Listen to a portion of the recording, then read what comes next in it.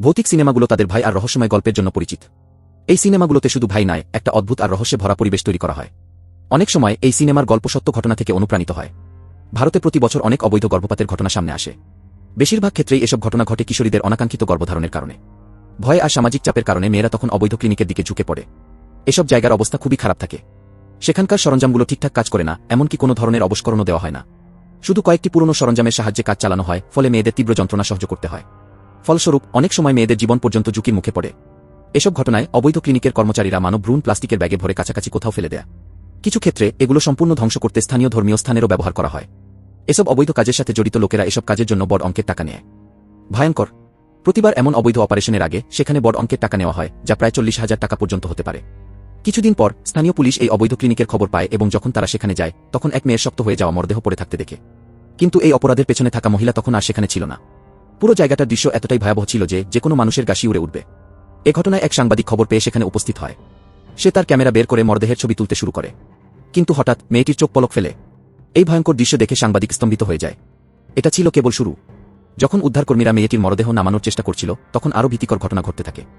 সাংবাদিক ভাবল হয়তো এটা তার চোখের ভুল, কিন্তু পরবর্তী ঘটনাগুলো প্রমাণ করল যে বিষয়টি খুবই গুরুতর এবং রহস্যজনক। ওই একই রাতে একটি পরিবার তাদের মেয়েকে নিয়ে বাসায় ফিরছিল। তাদের মেয়ে মায়া হঠাৎ রাস্তায় কাউকে উদ্দেশ্য করে কথা বলতে শুরু করল।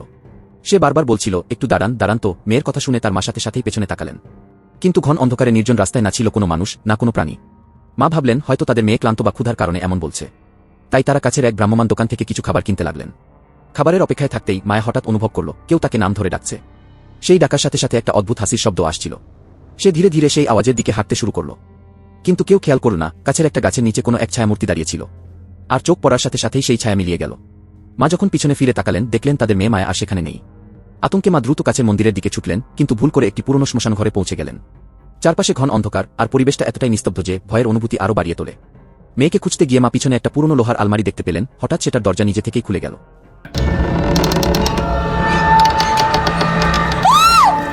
এই দৃশ্য দেখে মায়ের শরীর থমকে গেল।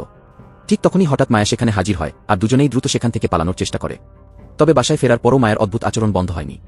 ঘরে একা থাকলেও সে যেন কারো সাথে কথা বলছিল, মনে হচ্ছিল কেউ যেন ওর পাশে রয়েছে। মা ভাবলেন হয়তো মায়া একাকিত্বের কারণে এমন করছে। তাই মা মায়াকে জিজ্ঞাসা করলেন, তুই কি একটা ছোট ভাই চাইছিস? কিন্তু মায়ের উত্তর শুনে মা অবাক হয়ে গেলেন। মায়া বলল, আমার ভাই তো আগেই এখানে এসে গেছে। এরপর সে ঘরের এক কোণে পড়ে থাকা ব্যাগের দিকে ইশারা করল। ভয়ে কাঁপতে কাঁপতে মা ব্যাগের চেইন খুললেন। ব্যাগের ভেতর ছিল একটি শিশুর ভ্রূণ। এই দৃশ্য দেখে মা আতঙ্কে চিৎকার করে উঠলেন।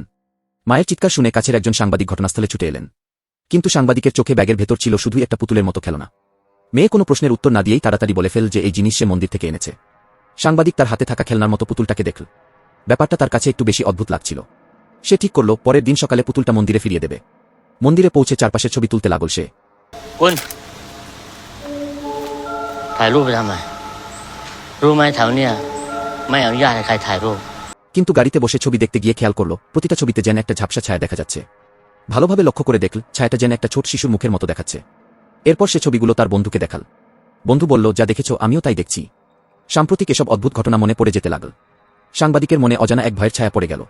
সেই রাতেই সে দেখল বাসায় রাখা এক ছবি আঁকার খাতায় হঠাৎ ছোট ছোট হাতের ছাপ ফুটে উঠেছে। ছাপগুলো তার মেয়ের হাতের মতোই দেখাচ্ছিল। সে মেয়েকে জিজ্ঞেস করল, তুই কি এসব করেছিস? কিন্তু মেয়ে স্পষ্টভাবে না বলে দিল এবং বলল, এসব আমার ভাই করেছে। কি এখন প্রশ্ন ছিল, এই ভাইকে যার কথা মেয়ে বারবার বলছে, বাস্তবে কি সেই ঘরে কোনো অশুভ শক্তি ছিল? গভীর রাতে বাবা মা যখন তাদের ঘরে ছিলেন তখন হঠাৎ মেয়ের ঘরের দরজা খোলার আওয়াজ পাওয়া গেল। সাংবাদিক যখন ঘটনাস্থলে পৌঁছাল তখন তার মেয়ে মায়ের কোনো খোঁজ পাওয়া গেল না। বাবা মা আতঙ্কে চারপাশে খুঁজতে লাগলেন।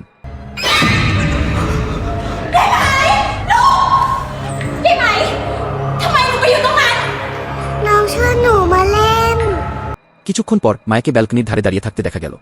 সাংবাদিক দ্রুত তাকে ধরে নিচে নামিয়ে আনলেন। সৌভাগ্যের বিষয় মায়ের কোনো আঘাত লাগেনি। বাবা মা স্বস্তির নিঃশ্বাস ফেললেন, কিন্তু এই শান্তি বেশিক্ষণ স্থায়ী হল না। শীঘ্রই আরেকটি অদ্ভুত ঘটনা ঘটল। সেই দিন সাংবাদিক তার এক বন্ধুর সঙ্গে কাজের ব্যাপারে আলোচনা করছিলেন। হঠাৎ বন্ধুর বলা একটি কথা তাকে চমকে দিল। আতঙ্কে সে তৎক্ষণাৎ পিছনে তাকাল, কিন্তু সেখানে কিছুই ছিল না। তার মনে হলো হয়তো বন্ধু মজা করছে। কিন্তু বন্ধু যখন জোর দিয়ে বলল যে সে সত্যি মায়াকে তার পেছনে দাঁড়িয়ে থাকতে দেখেছে, তখন সাংবাদিক আরও অস্বস্তিতে পড়লেন। ঠিক তখনই তার কম্পিউটারের স্ক্রিন হঠাৎ ঝিলমিল করতে লাগল। এসব দেখে সাংবাদিক পুরোপুরি আতঙ্কিত হয়ে পড়লেন। বস্তুর আসল সত্য জানতে তিনি মেয়ের ঘর ও নিজের শয়নকক্ষে ক্যামেরা লাগালেন। কিন্তু যখন দুজনেই ঘুমানোর জন্য বিছানায় গেলেন তখন ক্যামেরাটি হঠাৎ মাটিতে পড়ে গেল। তিনি ক্যামেরা তুলে ঠিকঠাকভাবে রাখলেন, কিন্তু এটি আবার পড়ে গেল। এই ঘটনা বারবার ঘটতে থাকল। সারারাত এই অদ্ভুত ঘটনাগুলো চলতে থাকল, আর এসব দেখে বাবা মায়ের আতঙ্ক ক্রমেই বাড়তে লাগল। সেই রাতে ক্যামেরা ঠিক করার পর বাবা মা কিছুটা স্বস্তি পেলেন এবং ঘুমাতে গেলেন। কিন্তু পরের দিন সকালে উঠে দেখলেন ক্যামেরা আবার মাটিতে পড়ে আছে। সাংবাদিক ক্যামেরা তুলে রাতের রেকর্ডিং চেক করলেন। যা তিনি দেখলেন তাতে তার শরীরের লোম দাঁড়িয়ে গেল। রেকর্ডিংয়ে দেখা গেল মায়া পুরো রাত ঘরের ভেতর অদ্ভুত এবং ভয়ঙ্কর ভঙ্গিতে হামাগুড়ি দিয়ে ঘুরছিল। এছাড়া ক্যামেরায় আবার সেই ছোট্ট শিশুর ছায়া দেখা গেল যা আগেও ধরা পড়েছিল। ঠিক সেই সময় মায়াকে বাড়ির ব্যালকনিতে বসে থাকতে দেখা গেল। সে ব্যালকনি থেকে নিচে তাকিয়ে কারো দিকে হাত নেড়ে কি বাই বাই কি বলছিল। এটা দেখে বাবা মা খুব রেগে গেলেন এবং মায়াকে বকাচকা করলেন। বললেন, এই বাড়িতে তুই একটাই সন্তান, অন্য কেউ নেই। কিন্তু মায়া যা উত্তর দিল তাতে তারা হতভম্ব হয়ে গেলেন। তার কথা শুনে বাবা মার কপালে ঘাম জমে গেল। তবে অদ্ভুত ঘটনাগুলো এখানেই শেষ হল না। সেই রাতেই গ্রামের এক অবৈধ ক্লিনিকের বুড়ি মহিলা কয়েকটি নবজাতকের মৃতদেহ একটি বস্তায় ভরে কাছে মন্দিরের পাহারাদারকে দিলেন। মন্দিরের লোকটি সেগুলো পুড়িয়ে ফেলার জন্য আগুনের চুল্লিতে ফেলার চেষ্টা করছিল।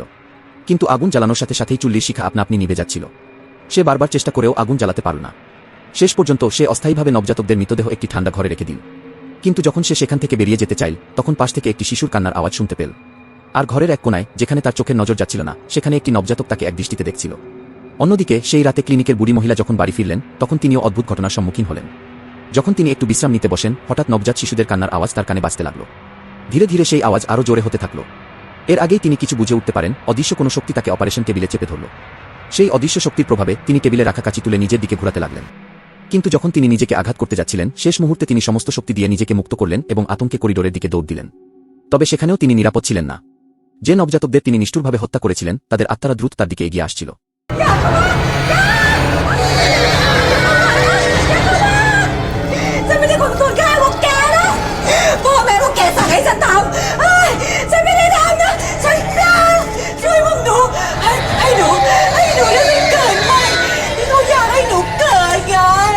ভয়ে কাঁপতে কাঁপতে বুড়ি মহিলা আত্মাদের কাছে ক্ষমা চাইতে লাগলেন।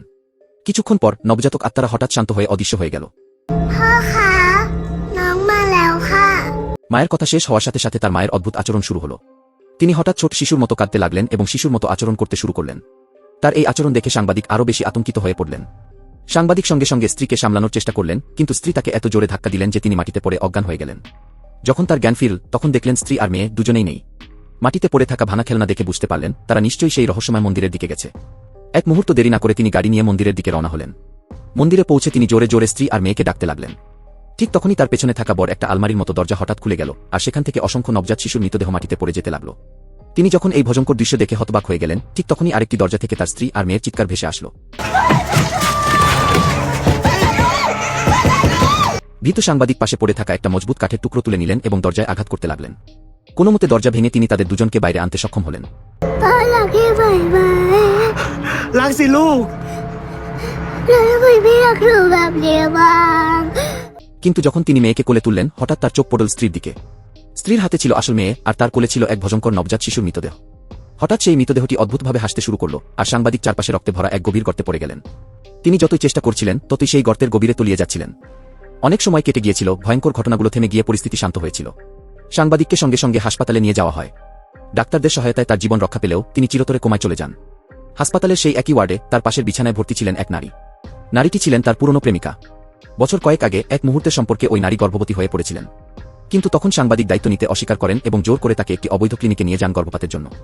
সেই নিষ্পাপ শিশুর মৃত্যু হয়। শিশুটির আত্মা প্রতিশোধের আগুনে জ্বলে উঠেছিল এবং সাংবাদিক ও তার পরিবারকে ক্ষোভের শিকার বানা। অবশেষে যখন সত্যি সামনে আসে তখন সাংবাদিক, তার স্ত্রী ও মেয়ের আত্মা একত্রিত হতে পারে। এই পুরো ঘটনাটি যারা দেখে তাদের গা ছমছম করে ওঠে। কিন্তু নবজাত শিশুগুলোর সঙ্গে যা হয়েছিল তা যে কাউকে গভীরভাবে নাড়া দিয়ে যায়। তারা শুধু তাদের বাবা মার ভালোবাসা চেয়েছিল কিন্তু পেয়েছিল শুধু কষ্ট আর ট্র্যাজেডি। কাহিনীর শেষে অবৈধ ডাক্তার এবং মন্দিরের কর্মচারীরা তাদের অপরাধের জন্য শাস্তি পায়। পুলিশ মন্দিরে অভিযান চালিয়ে 2000-এর বেশি নবজাত শিশুর মরদেহ উদ্ধার করে। এ গল্প যতটা ভয়ঙ্কর ঠিক ততটাই সত্য। 2010 সালে ভারতে এমনই একটি ঘটনা প্রকাশ পায়। যখন ভক্তরা পূজার জন্য জড়ো হয় তারা এক অদ্ভুত গন্ধ অনুভব করে। তদন্তে বেরিয়ে আসে মন্দিরের এক অংশে অসংখ্য শিশুর মরদেহ লুকিয়ে রাখা হয়েছিল। এই ঘটনা পুরো দেশকে কাঁপিয়ে দেয়। বলা হয় সিনেমা জীবনের অনুপ্রেরণা থেকে তৈরি হয়, কিন্তু অনেক সময় বাস্তবতা কল্পনার চেয়ে আরও বেশি ভয়ঙ্কর আর মর্মান্তিক হয়।